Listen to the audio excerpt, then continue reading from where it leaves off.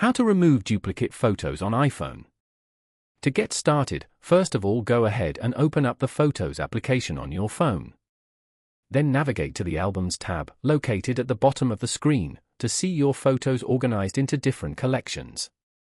Scroll all the way down until you reach the Utilities section at the bottom.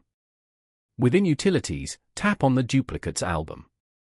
It's important to note that this album will only appear if your iPhone has automatically detected duplicate items in your library. This opens a dedicated screen that displays all the duplicate photos found. For each group of duplicate photos, there is a Merge button. Tap this button. Confirm the merge by tapping Merge two exact copies. The pair of photos disappears from the list, indicating the merge was successful.